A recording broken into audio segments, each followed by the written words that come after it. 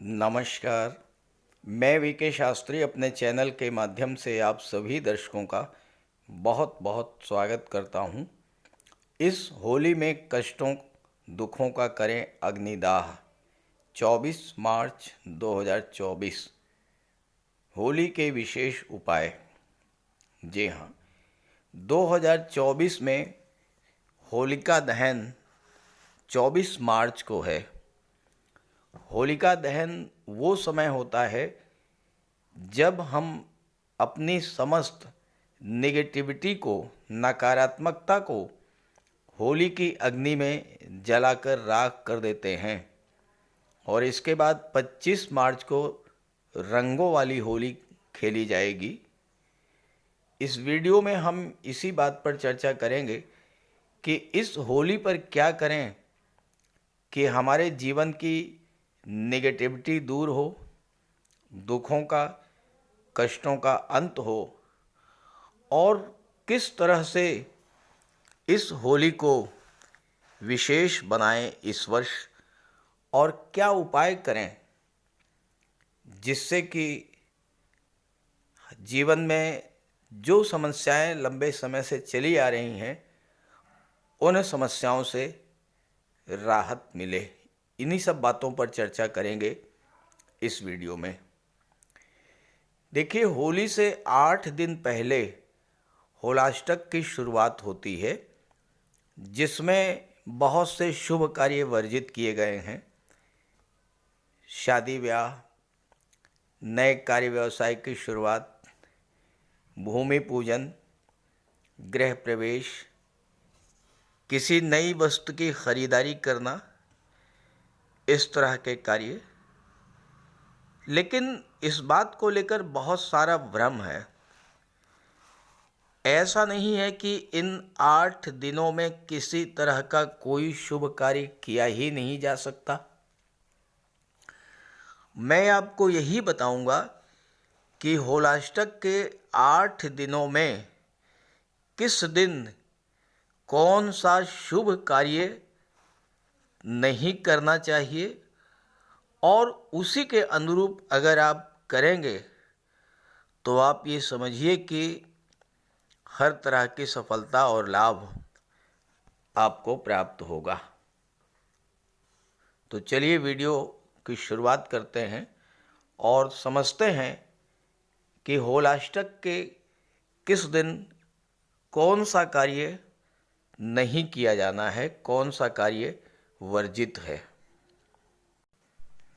देखिए, होलाष्टक एक ऐसा समय होता है जब हर एक ग्रह किसी न किसी दिन अपने उग्र रूप में होता है, तो उस दिन उस ग्रह से संबंधित कोई भी शुभ कार्य नहीं करना होता है। 17 मार्च को चंद्रमा अपने उग्र रूप में होंगे। चंद्रमा क्या है?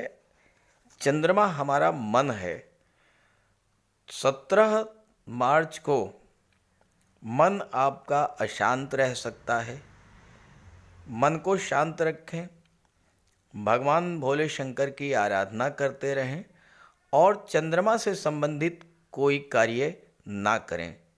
जैसे 17 मार्च को आप जल से संबंधित किसी कार्य की शुरुआत ना करें, दूध से संबंधित किसी कार्य की शुरुआत ना करें, डेयरी प्रोडक्ट, मिष्ठान, फूड इंडस्ट्री, इन सब चीज़ों से संबंधित किसी कार्य की शुरुआत ना करें। अन्य कार्य आप कर सकते हैं। 18 मार्च को सूर्यदेव अपने उग्र रूप में रहेंगे, तो आपको 18 मार्च के दिन सूर्य से संबंधित कार्यों को करने से बचना चाहिए। जैसे शासन प्रशासन संबंधी किसी कार्य को करने से बचना होगा। किसी गवर्नमेंट जॉब के लिए अप्लाई करना है तो उससे बचना होगा, अगले दिन अप्लाई करें। कोई गवर्नमेंट टेंडर, कोई गवर्नमेंट प्रोजेक्ट से जुड़ने का कार्य ना करें। गवर्नमेंट से किसी तरह का हेल्प लेनी है, सरकारी अधिकारियों कर्मचारियों से किसी तरह का कोई लाभ लेना है, कोई उनसे कार्य कराना है, तो 18 मार्च को इस कार्य को टाल दें, अगले दिन कर सकते हैं। 19 मार्च को शनिदेव अपने उग्र रूप में रहेंगे, तो शनि से संबंधित किसी भी कार्य को करने से बचें। रियल एस्टेट से संबंधित कार्य है, प्रॉपर्टी डीलिंग का कार्य है, मशीनों से संबंधित कार्य है, मेडिसिन्स का, केमिकल प्रोडक्ट का कोई कार्य है, मेटल्स रिलेटेड कोई कार्य है, वाहन क्रय करना है, भवन निर्माण की शुरुआत करना है, इस तरह का कोई नया व्यापार व्यवसाय आप 19 मार्च को करने से बचें। 20 मार्च को दैत्य गुरु शुक्र अपने उग्र रूप में रहेंगे, तो किसी भी तरह के रिलेशन संबंधी, रिश्तों संबंधी कार्य की शुरुआत ना करें, जैसे सगाई है, रोका है, विवाह है। सुख सुविधा के बढ़ाने वाले किसी साधन को खरीदना है तो 20 मार्च को ना खरीदें। सौंदर्य को बढ़ाने वाले साधन खरीदने से बचें। किसी नए रिलेशन की शुरुआत करना है तो उससे बचें।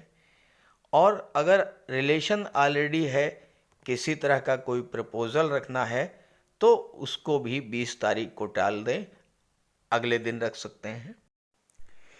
21 मार्च को देवगुरु बृहस्पति उग्र रूप में रहेंगे, तो 21 मार्च को गुरु से संबंधित किसी कार्य की शुरुआत ना करें।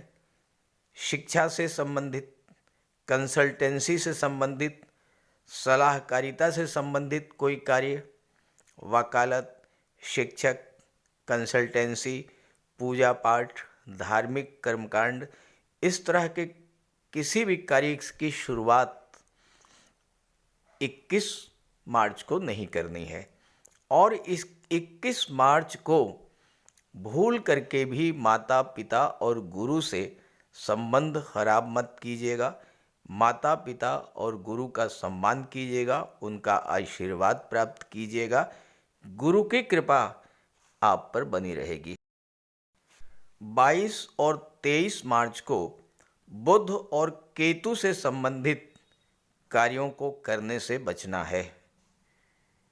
जैसे किसी नए व्यापार व्यवसाय की शुरुआत ना करें, शेयर में निवेश करना है ना करें, व्यापार में पूंजी निवेश करना है ना करें, बैंकिंग है, आईटी रिलेटेड या कंप्यूटर कम्युनिकेशन से रिलेटेड, मैनेजमेंट से संबंधित किसी कार्य की शुरुआत आप 22-23 मार्च को ना करें। शिक्षक के रूप में वकालत, मेडिकल और सर्जरी से संबंधित कार्यों की शुरुआत भी आपको 22 और 23 मार्च को नहीं करनी चाहिए।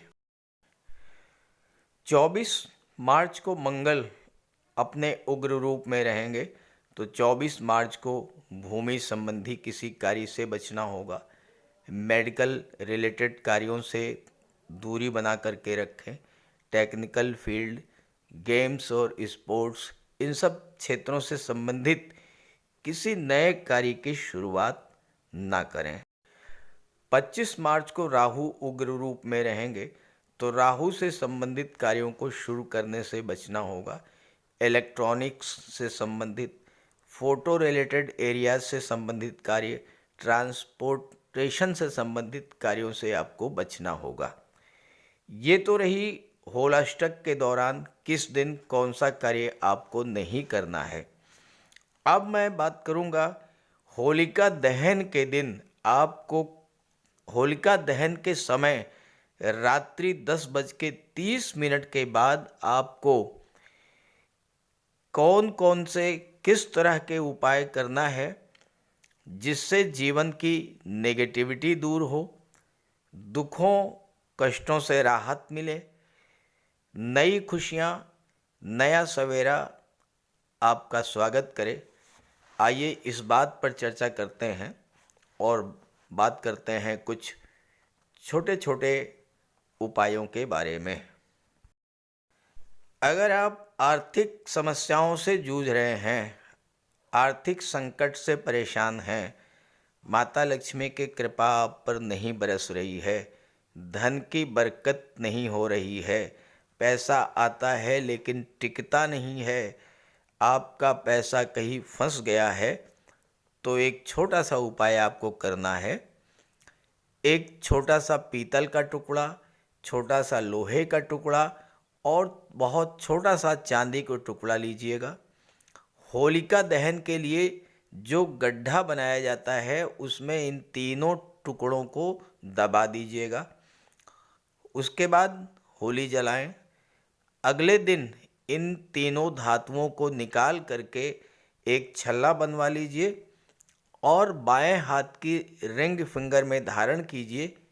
आप देखिएगा आपको आर्थिक समस्याओं से राहत मिलना शुरू हो जाएगी। अगर घर में लगातार कलह की स्थिति बनी रहती है, सुख शांति का अभाव है, घर में नेगेटिविटी बढ़ती जा रही है, तो होलिका दहन के समय छोटा सा उपाय कीजिएगा। थोड़ा सा गुलाल लीजिएगा, गुलाबी रंग का, और केमिकल वाला नहीं बल्कि ऑर्गेनिक गुलाल ले करके उसे आप होली में डाल दीजिएगा। और होली दहन शुरू होने के बाद लगभग 10:30 बजे के बाद एक दो मुखी दीपक घर के मेन डोर पर जला दीजिएगा। ध्यान रहे कि ये दो मुखी दीपक आटे का होना चाहिए और सरसों का तेल डाल करके जलाइएगा। आप देखिएगा अगले दिन से ही आपके घर में सकारात्मक ऊर्जा का संचार शुरू हो जाएगा। अगर आप मानसिक रूप से परेशान हैं या शारीरिक रूप से परेशान हैं, मानसिक चिंता, तनाव, एंजाइटी, डिप्रेशन की स्थिति बनी हुई है या स्वास्थ्य ठीक नहीं रहता है, दवाएं काम नहीं कर रही हैं, तो होलिका दहन के समय एक छोटा सा उपाय कीजिएगा। एक सूखा नारियल लेकर के उसमें राई, काला तिल और पीली सरसों, ये तीनों भर करके और जलती होली में डाल दीजिएगा और प्रार्थना कीजिएगा कि मेरा स्वास्थ्य ठीक हो जाए, मेरी चिंता दूर हो जाए। और अगले दिन होलिका की राख को एक बर्तन में इकट्ठा कर लें और सोते समय माथे पर तिलक लगाएं। आप देखिएगा आपका मानसिक और शारीरिक कष्ट धीरे धीरे समाप्त होने लगेगा। तो इस वीडियो के माध्यम से मैंने आपको बताया कि होलाष्टक के दौरान किस किस दिन किस किस कार्य को नहीं करना है, और साथ ही साथ होलिका दहन के समय किए जाने वाले छोटे छोटे उपायों पर भी चर्चा की है। तो ये उपाय कीजिएगा। जो कार्य मैंने बताए हैं, जिस दिन नहीं करना है उस दिन उस कार्य को नहीं कीजिएगा, और आप देखिएगा कि आपके जीवन में पॉजिटिव एनर्जी भरती जा रही है, आपके कार्य पूरे होने लगे हैं, धन की बरसात शुरू हो गई है, माता लक्ष्मी का वास आपके घर में शुरू हो गया है, घर में पॉजिटिव एनर्जी आ रही है और सुख समृद्धि की वृद्धि हो रही है। तो ऐसा कीजिएगा और ये वीडियो अपने साथियों को, मित्रों को भी ज़रूर शेयर कीजिएगा ताकि उन्हें भी ये जानकारी मिले और वो भी इस उपाय को करके अपने जीवन को सुखद बनाएं। नमस्कार।